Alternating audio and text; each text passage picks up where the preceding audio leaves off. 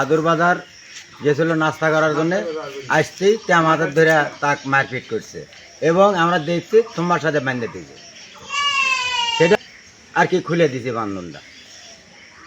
এখন এই রুগীটা কোথায়? এই রোগীটা মোহাম্মদ আলী হাসপাতাল নিয়ে গেছিল, সেখান থেকে নিয়ে গেছিল যে মেডিকেল নিয়ে গেছে।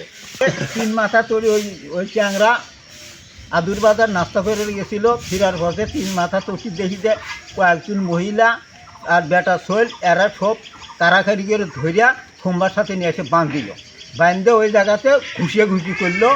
আমি এই দেখছি। আমার নাম হলো ইমান আলী, যাক মারছে তার নাম কি? তার নাম হলো সুমন। সুমন মনে করেন আসার পথে এরকম তাকে অনেক নির্যাতন করা হয় বান্ধে, করার পরে এখন সেই ক্ষেত্রে আমরা যখন তার বিরুদ্ধে মামলা দায়ের করছি, হান্নান সাহেব আমাকে করতেছে যে এখানে যদি মামলা যদি না ওঠানো হয় তাহলে তাকে কঠোর ব্যবস্থা নেওয়া হবে, বুঝছেন? এখন হান্নান সাহেবের হুমকিতে আমাকে মামলা ওঠানো নেওয়ার জন্য খুব ব্যর্থতায় আছি। যারা মারছে এরা কি আসলে বিএনপি করে না আওয়ামী লীগ? এরা আওয়ামী লীগ করে, আওয়ামী যারা লীগ- মারছে এরা সম্পূর্ণ সবটি আওয়ামী লীগের দল, ঠিক আছে? আর এনারা বিএনপি।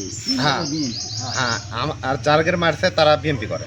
আচ্ছা, সুমনকে কবে মারা হয়েছিল বলেন তো? সুমনকে শুক্রবারের দিন 8টায়, সকাল 8টায়। সকাল 8টায় তো সকালটায় আদির বাজারে কেন গেছিল? আদুর বাজারে গেছিল নাস্তা করতে, তার বাড়ি ছিল না, বিদায়ী নাস্তা করে আসার পথে তাকে এভাবে নির্যাতন করা হয়।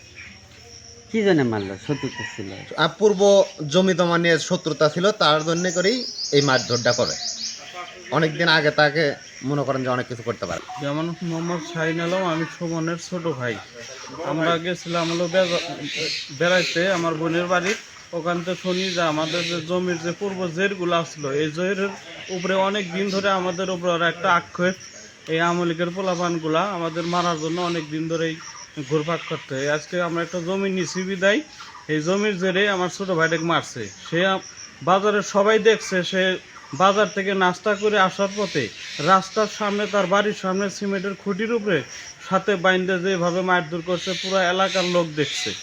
আমি চাই আমাদের সরকার প্রধানরা তারা যেন এটা সঠিক তদন্ত করে তার জন্য সঠিক বিচারটা করে। আমরা যে তার পাশের যে জমি, যে রাস্তাটা নিয়ে আমাদের এত দিন পূর্ব যে গ্যাঞ্জাম চলতেছিল, সেই জমিটা আমি নিছি, আমার কাছে ডকুমেন্টস আছে।